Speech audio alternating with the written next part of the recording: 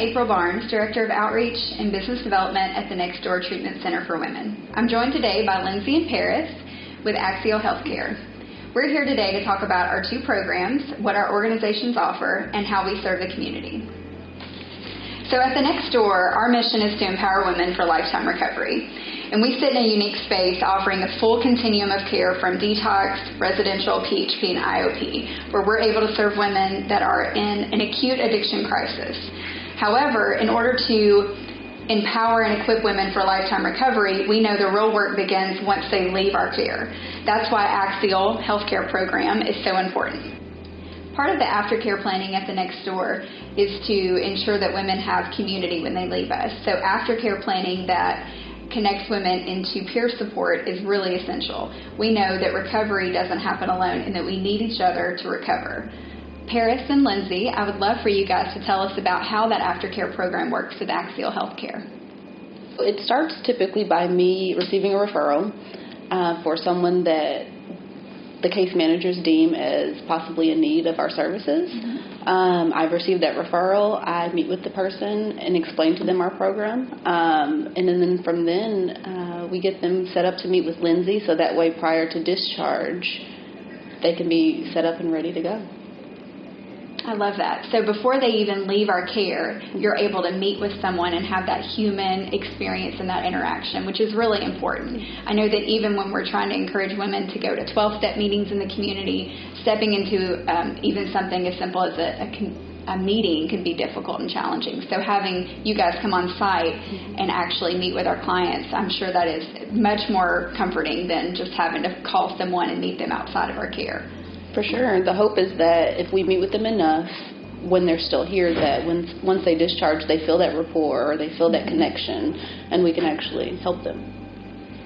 I think oftentimes it's really difficult for people to find new friends or find someone who has experience like they do, or, it's kind of hard for them to find new relationships. A lot of times people have the same relationships as they did when they walked in. And it's difficult to do this alone. So Right. Yeah. Right. And that's overwhelming for a lot of the women that we serve to even think about. Like, how do I change the people, places, and things in my life? Where do I even begin? Because maybe the dysfunction they've been living in is comfortable and they don't even know where to start. So I think this is such a great program, and peers especially having walked through that themselves and can say, like, I've been where you've been and this is, an incredible journey ahead of you, but the process of recovery is continuous change and change in your thought patterns, your social systems, all of that. You have to kind of start fresh, and that's very overwhelming. So that's great that they get to meet you guys and actually establish that rapport while they're here with us. And then also it helps us be able to identify what their needs are, so we can try to get the ball rolling on if they have needs of housing or getting a phone or job or anything like that. We can kind of start those processes before they leave, so there's no gaps. Right. Try to help eliminate some of those barriers.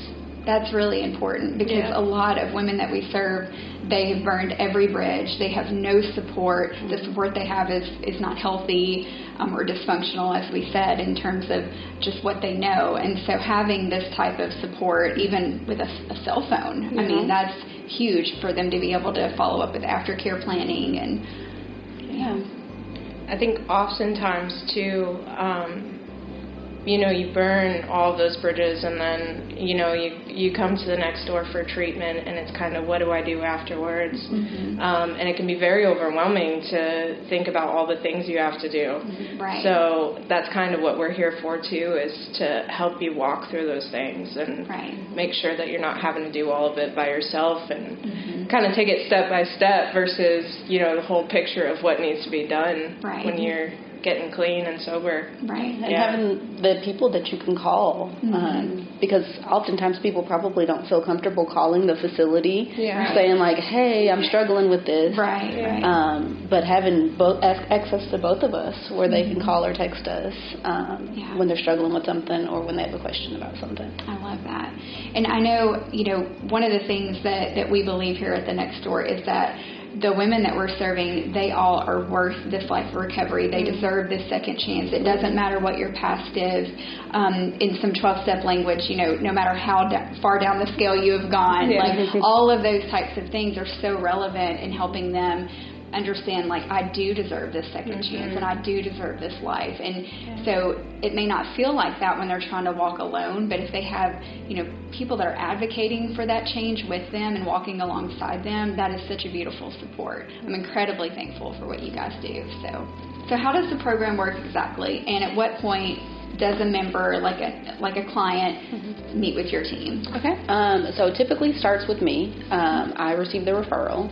I will meet with them on site, typically in a group setting, just to explain what Axial does, how we can help them, and to gauge interest. If they decide that it is something that they think is helpful for them, then I will meet with them the following week, and either Lindsay will come with me or we'll video chat her just so they can get an idea of who the person is. Never want anyone to feel like, who is this stranger calling me? Who is this person that keeps calling me? So to get as comfortable as they can with us, but also during those meetings we identify needs, we identify possible barriers, things like that, so we can really support them and help walk with them through their recovery. I think oftentimes, too, I like to share my own experience with people because it sets that middle ground of, I swear I'm not just some random person that you're going to be talking to. And then kind of figure out, how often they want to talk, and it's really dependent on them. I don't want to bug anybody, but I also want to, provide some accountability and be there for them. So I like to have frequent touch points just to keep up with each other, and also if something happens, they feel comfortable calling me, and they don't feel like they're having to call a stranger to figure out the problem, So it sounds like you're essentially just like an advocate for them, for their recovery. You're an advocate for their recovery. You're not a sponsor. You're not there to be a therapist. You're going to help, it sounds like, maybe connect them to those things, or if that's needed, and that's what your role together is. But you are there really to provide that experience, strength, and hope, and that encouragement, and that's awesome. I think oftentimes, too, I like to establish what some of the goals are, what they're working towards, which goal is most important to hit first, and then go from there. That way we have, a set idea of what we're doing, together. Yeah, that's awesome. And then we realize, too, a lot of the times when they get discharged from treatment, they're sent with their discharge plan of, this is your appointment, this is your appointment. And then sometimes when you get out, your needs change, or, what you want for yourself changes. So that's really where we can step in as well and help them figure that out.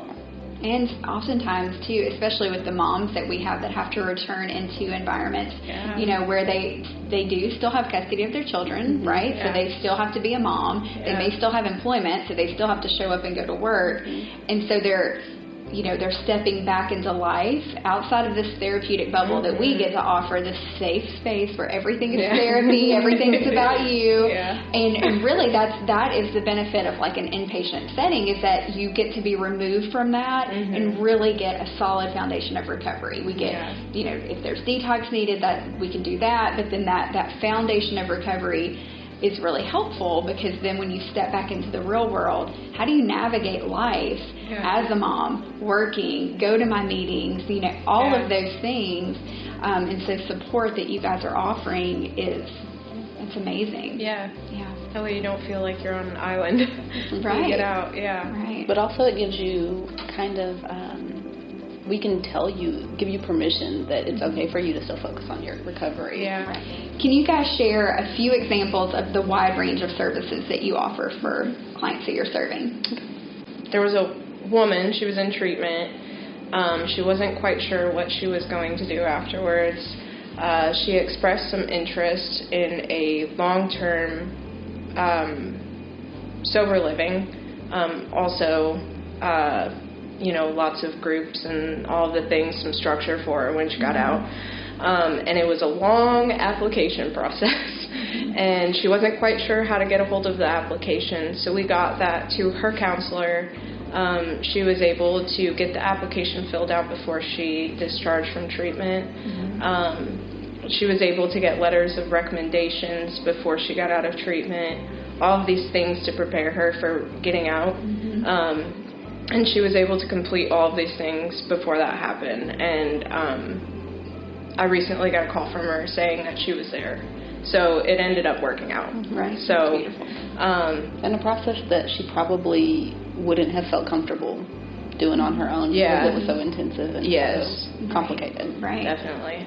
Yeah, housing is a great need, especially in a structured environment. And again, because we do serve women from all different types of backgrounds and they have different experiences, not every client, will return home. A lot of women do return to other structured living because that's just what's safe for them or that's what they need, again, just to continue the recovery process. And so any type of assistance we can get with connecting women to housing that is reputable and structured and sober living, things like that we want to make sure that women are going to receive care that is going to be conducive to recovery.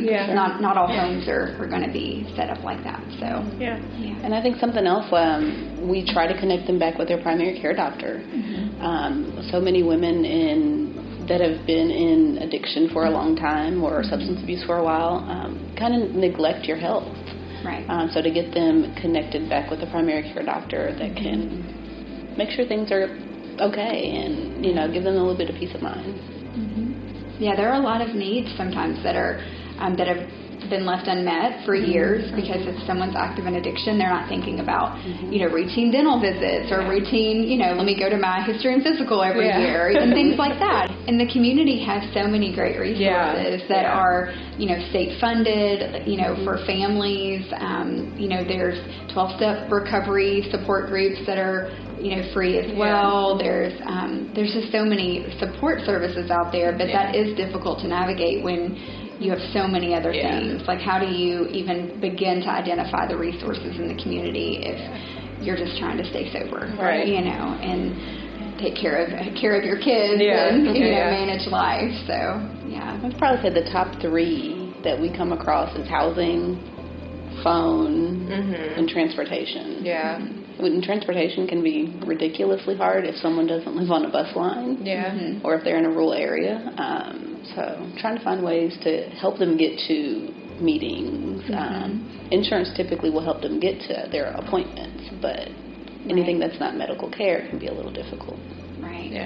One of the things that we try to do is stay connected with available resources that people may be in need of. Anything from housing wait lists for affordable housing, help getting to meetings, food banks, whatever a person might possibly be in need of. We try to keep on top of those so we can connect them with it. Really just trying to keep up to date with what's going on around us to be able to provide people with the resources they need. Right. Because we know if you don't have your basic needs met, how can you put your recovery first? Exactly. Lindsay, Paris, thank you guys so much for coming today, and thank you for what you're doing for the community. The women that we're serving are receiving such a benefit by the program that you guys are offering, so thank you so much for coming. Thank you. Thank you.